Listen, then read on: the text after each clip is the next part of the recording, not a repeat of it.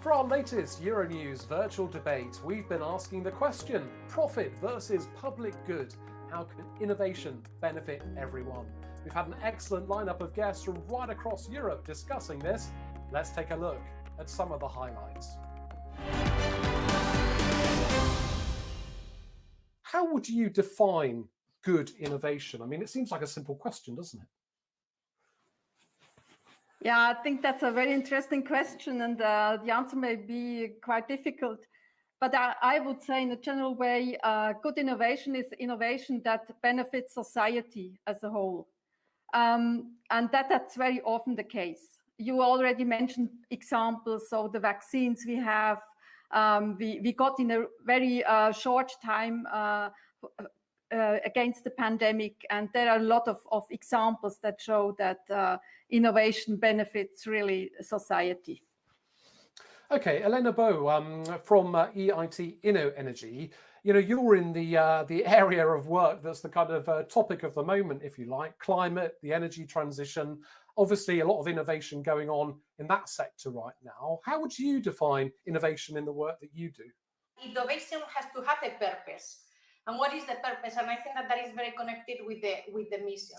We are here to support and to encourage energy transition. So this means somehow that we have to support with that innovation to make the energy more affordable, more accessible, and also more sustainable. So any innovation that fulfill any of those criteria for us would be a good innovation, something that it is worth to be considered and to be fostered. Okay, Elena, let's go over to Tommaso Di Giovanni, who's from PMI, Philip Morris International, obviously a tobacco giant. I mean, you guys are going through a massive transformation at the moment, developing what you call a smoke-free future. I mean, you're innovating in a sector that has historically stood still for many, many years, right? Yes, look, let's face it, cigarettes used to be our core product, and everyone knows that cigarettes cause diseases. So let's start from this point.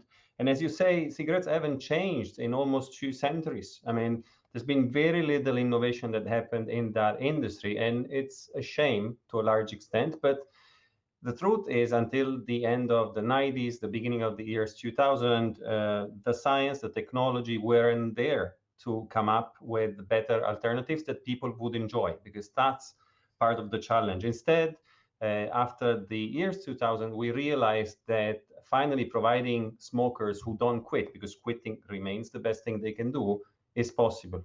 And it's possible because we realized the vast majority of the harmful compounds found in smoke come from combustion, so eliminating combustion sounded like the most promising way to do that. And we, as a company, committed to put all our resources behind that goal.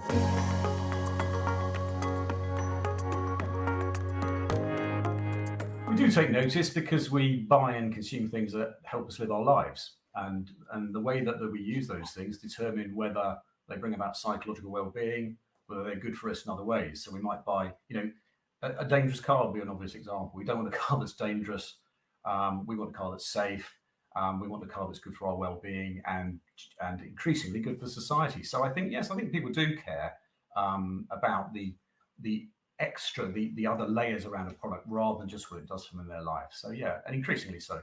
In our case, I mean, we are supporting so-called science-based innovation. So we really want to use scientific knowledge to put into practice to improve lives.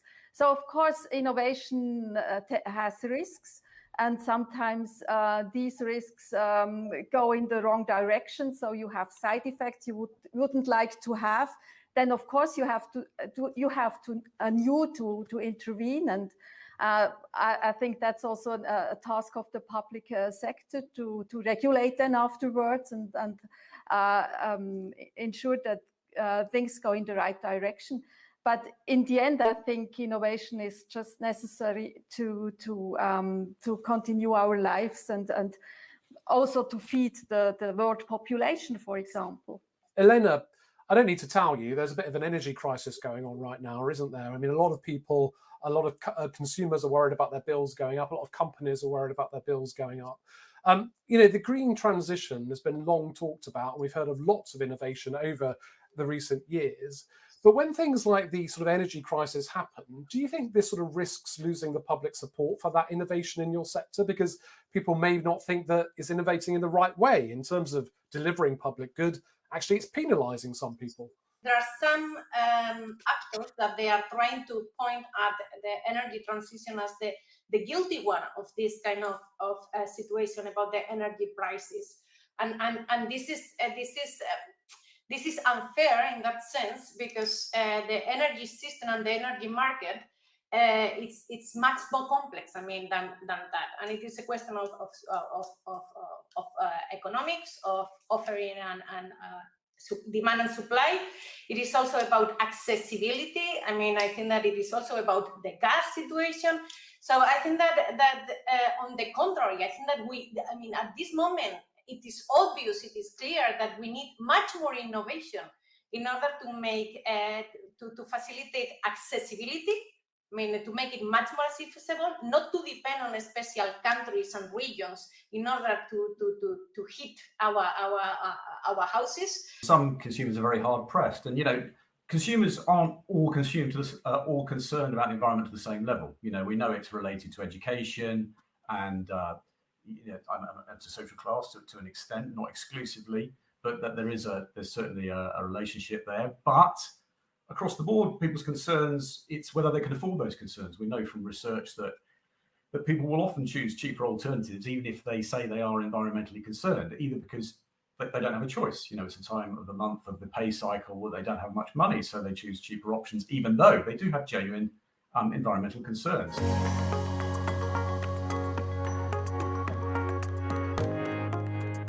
Profit can go with public good, and this is a typical case of it, because of course we're going to continue growing as a company, and we want to continue growing as a company, but at the same time we know that by replacing cigarettes with a product that doesn't burn, that generates 95% lower level of harmful compounds, we're also addressing a key question, a key concern from society, which is your product causes diseases, so can you do something about it? And if we marry the two, we're winning on all fronts. Right. But you're not winning. You're not winning on all fronts around the world right now, are you? It's taking some convincing, and it's fair to say you're on a bumpy road, right? Yes.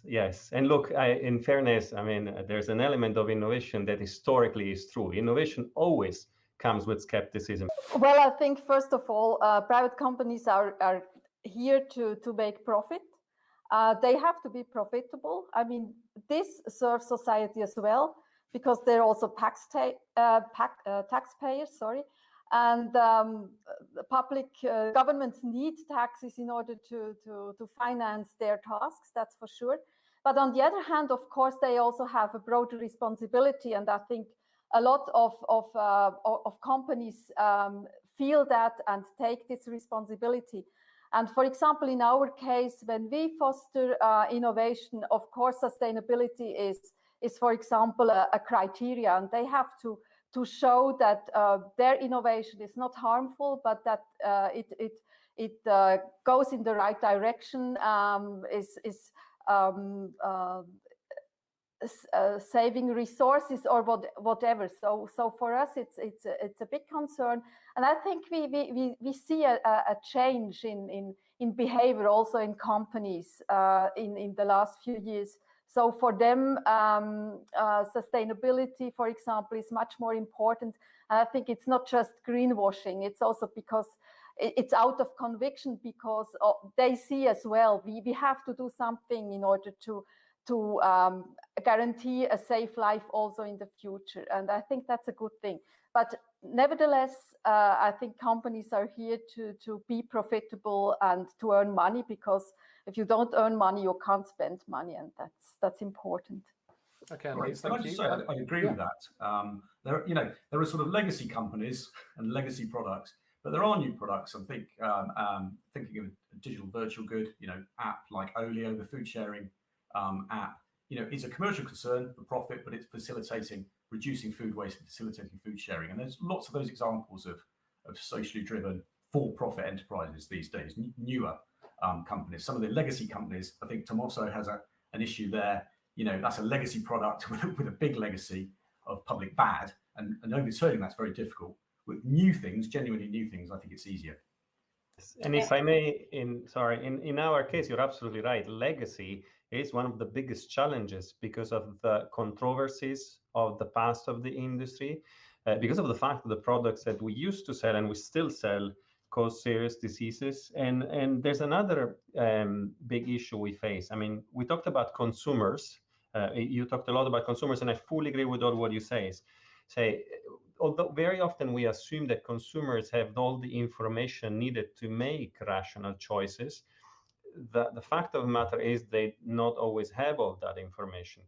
And that is an issue for companies that want to innovate very often, because we inside have a lot of knowledge and expertise, and we can read science and understand it. Very often consumers don't. And I take two examples, one unrelated to our industry, on vaccines. If you just read the debate on vaccines, I'm not sure people have all the right information on vaccines. They hear very contradictory things out there. If you talk about our products, there's surveys published by independent survey organizations in France, in the UK, Public Health England was very concerned about that show people still believe nicotine, 50% of people approximately still believe nicotine is the primary cause of smoking-related diseases. That's an issue for innovation. That kind of confusion among consumers, especially in the digital era, becomes a bit of an obstacle, because consumers are not always able to make a really informed choice, and they're subject to very different voices out there. If I can jump there, I agree totally with Tommaso in the sense, especially with climate change also and energy. We are very illiterate in general, I mean, and we need a lot of communication and a lot of pedagogy and a lot of education in order first to have enough information in order to decide, okay? But there is also a question related with a bit the legacy, but the legacy in innovation related with deep tech and technology. When we are having innovators related with technology, we always think about the TRLs, the famous technology readiness level. And years ago, we introduced this concept of innovation readiness level together with the consumer readiness level and the society readiness level. You know, it was such a striking thing that even the technologists, the entrepreneurs, they were thinking, that I need an anthropologist, a sociologist. What for? I mean, the best thing is the technology. This is the best product in the world. So the linkage to change, that the technology needs sometimes to change behavior, and to what extent they consider this is something which is crucial. We are just fighting every single day to create this kind of complementary things, that it is not only about engineers, it is also with all this kind of new mindset in order to consider the consumers that Andrew was saying before, no? The need. So this needs to be embedded in the innovation process as such. Thank you, Elena. Let's go back to Andrew. I just want to ask Andrew, obviously, you know, consumers having enough information in front of them, making, you know, informed judgments, all those sorts of things. Obviously, there's a big issue with the big T word, trust, isn't there, right now? And disinformation and technology, if we look at that, has a big part of our lives. And there has been sort of a lack of trust in technology because of certain things happening over recent years, right? Sure, absolutely. Whether you trust information depends where it comes from. It's called source credibility, and it's very, very important. But, you know, we can trust companies when they tell us things. I think another issue related to what Tommaso said and to what your question is actually, you know, consumers don't want to be overloaded with information. You know, if you think of the range of things we buy and consume, we don't want perfect information on it all.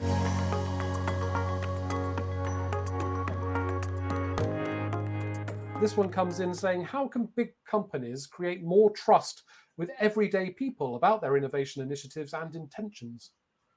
Well, by being open about them and by incorporating, by considering well-being from the very individual consumer and societal well-being from the very start when they innovate products, and then they'll build up a track record that will engender trust. You know, so you've got to think about these things. You can't retrofit them, and I think that's Tommaso's problem to some extent with the legacy.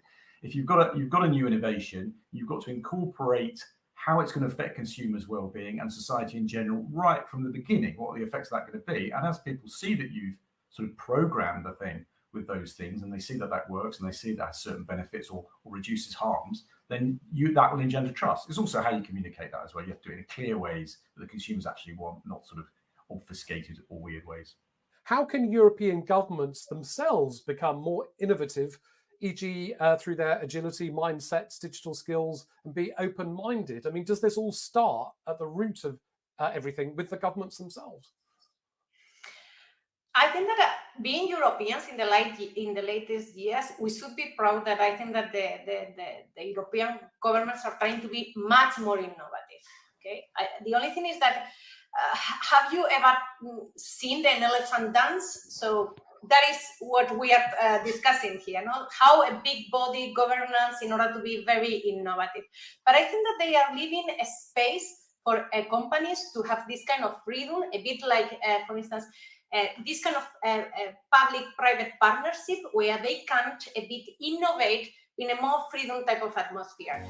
Thanks for watching the highlights of our latest Euronews virtual debates. You can catch the full debate on our website at euronews.com. Bye for now.